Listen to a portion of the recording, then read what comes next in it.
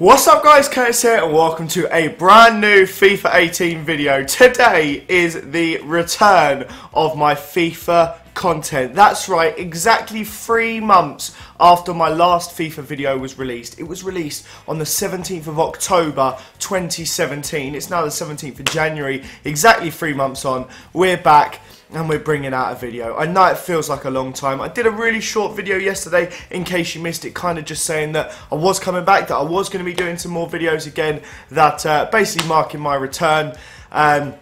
If you don't know why I was gone, there is a video on my channel that explained basically why I disappeared for 3 months. I basically quit YouTube, took a full-time job and was focusing on that for a little while because I was just a little bit fed up with YouTube. But now the motivation's back a little bit. I want to be making some content again and I thought it'd be fun to come back and make some content for a little while just to see how I get on coming back into it. So first of all, it's like 7:30 in the morning, so that's probably why I look so tired. I still don't have a proper setup. I don't have a desk, which is why this whole thing's a little bit shoddy. I've also got a massive spot on my forehead, which is always great as well. But today, what we're going to do is we're going to look at some of the biggest Team of the Year cards that have come out so far. Now, obviously, the defenders are going to get announced later on today. The time of recording, there's only the attackers and midfielders that are out, so that's all we're going to be focusing on so far. But what I'm going to do is I'm just going to take 5 so far. We're going to miss out one of the attackers that you'll see shortly, and we're going to save them for the episode with the defenders just to make that one a little bit better, a little bit bigger. And yeah, we're splitting up into 2, same as what we did last year. We're going to look at how they've changed from FIFA 10 to FIFA 18. So, our first player, as you can see on the screen, is going to be one of the, if not the greatest of all time. Different people have different opinions. I'd probably say he is the greatest of all time. That is Lionel Messi, the Messiah. 93 rated at the moment, but let's have a proper look back through some of his history. So, of course, FIFA 10, he had that 91 rated card. Absolutely outstanding card. It was just freak levels. He was so good. Then, of course, we move on to FIFA 11. He was actually downgraded. He went from 91 to 90. Bit of an interesting one. We're not exactly sure why he was even downgraded, but they did change their ratings a lot that year. His pace went down quite a bit, though. It was a bit of an interesting one, but he did shoot back up the following season. He had a centre-forward card, and also he got into the Team of the Year that year. Team of the Years were different colour cards back then. They didn't have all the variation of cards that we're lucky enough to have now. 98 rated was his Team of the Year, same for the following season, almost identical with the 2 cards. Then he, of course, again, final one, all 94 and 98 for all of them, before EA started changing up the ratings a little bit. He went down to 93, was still a centre forward at this time. This is before Suarez had joined. He was still playing centre forward. Then, of course, he moved out right and had that 99 rated Team of the Year last year when he was up to 94 rated again.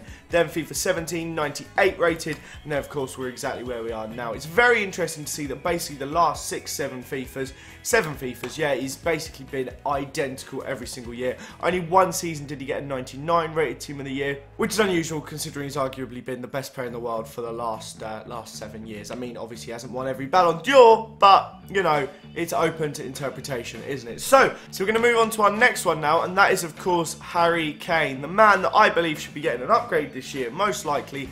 96 Team of the Year. First BPL player to get into a Team of the Year in a few seasons. Obviously now Kane and Bruyne have joined him further down in the squad. But Harry Kane started off his FIFA career in FIFA 13 with a card at Norwich. He was, of course, on loan at Norwich. He spent a little spell on loan at Leicester as well, but doesn't have the FIFA card to show for it. He was a centre forward there.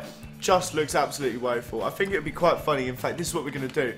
We're going to look at the Norwich team now. We're going to see who's going to be the next Harry Kane. If we search English, if we go Norwich, and then we set it by, let's just go attackers, Silvers, and Cameron Jerome. He's just gone on loan to Derby, so that one doesn't count.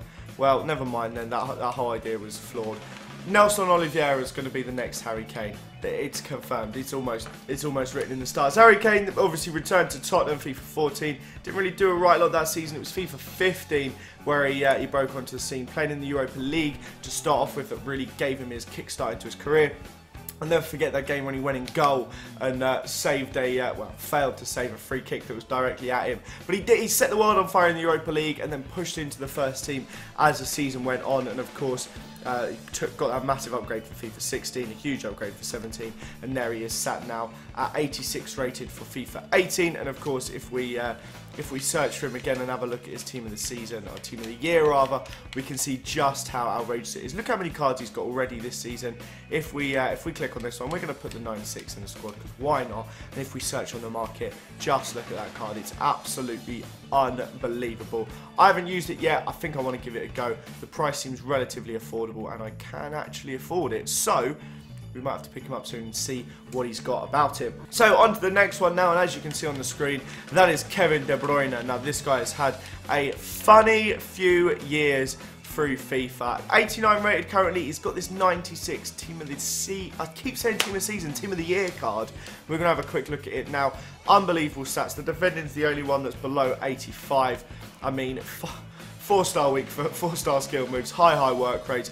Scored 10 goals for this lad. Yeah, it was playing him as centre forward, but I mean, it's very good. There's not many of him on the market, quite surprisingly. The cheapest is 2.325 million. We'll keep an eye on that over the next 24 hours, and obviously over the weekend I'm expecting a lot of these players to drop as well, but a very good card nonetheless. And as we can see on the screen now, we obviously started at Genk, I never know how to say it. The Belgian side though, FIFA 10, that was where he started. He stayed there for two more seasons rather, before at the end of FIFA 12 transferring to Chelsea. He didn't actually stay at Chelsea though. He went out on loan to Werder Bremen, as you can see in this FIFA 13 card.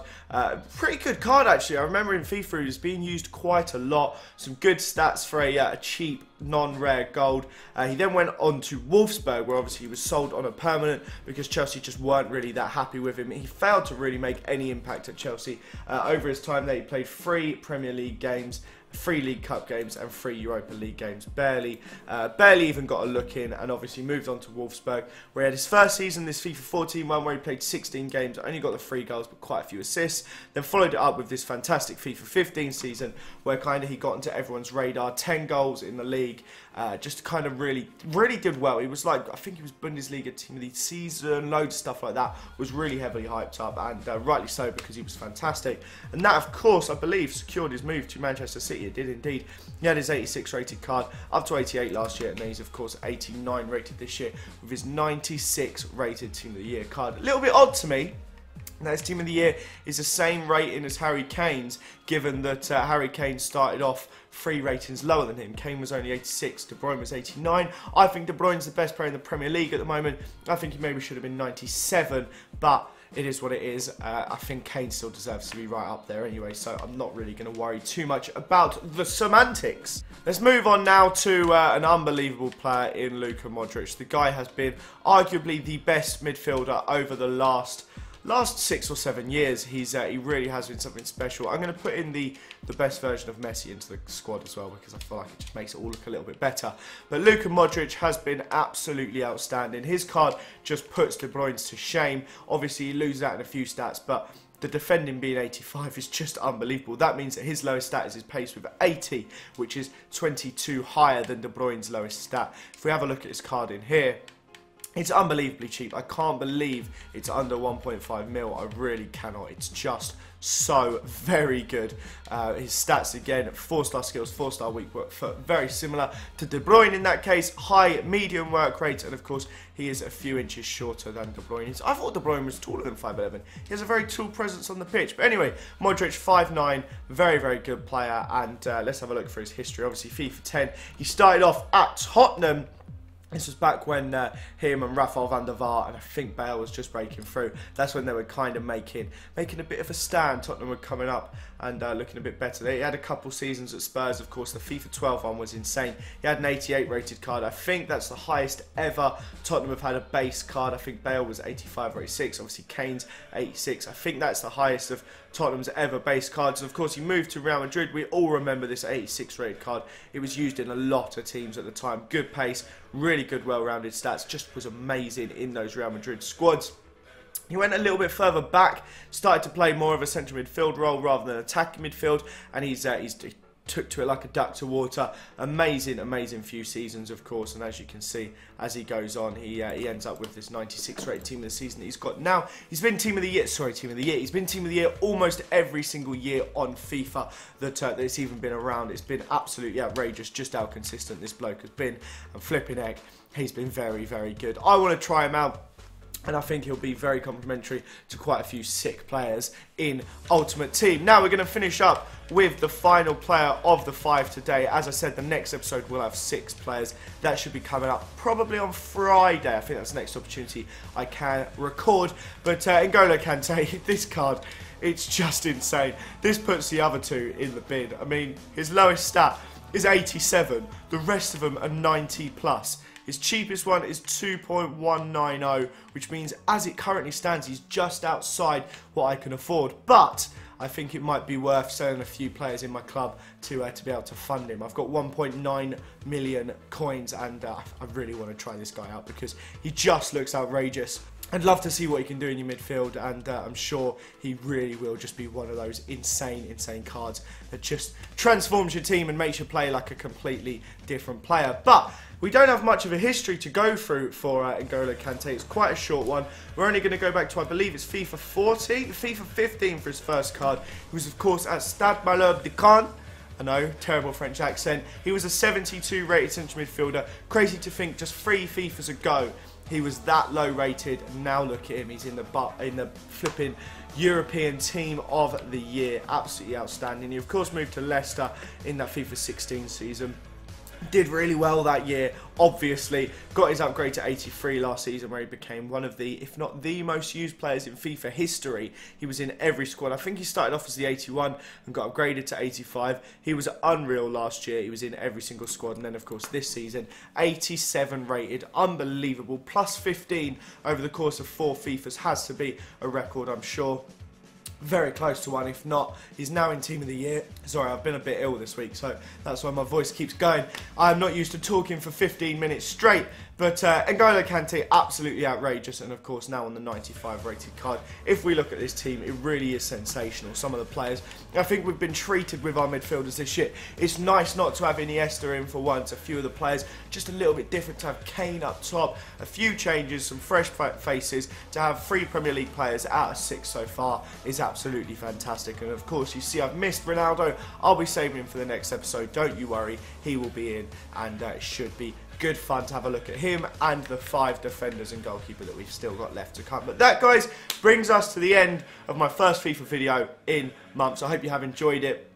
Hopefully you welcome me back with open arms and you're not too harsh in the comments. But thank you very much for watching. Have a fantastic day, guys, and I will see you all next time. Bye-bye.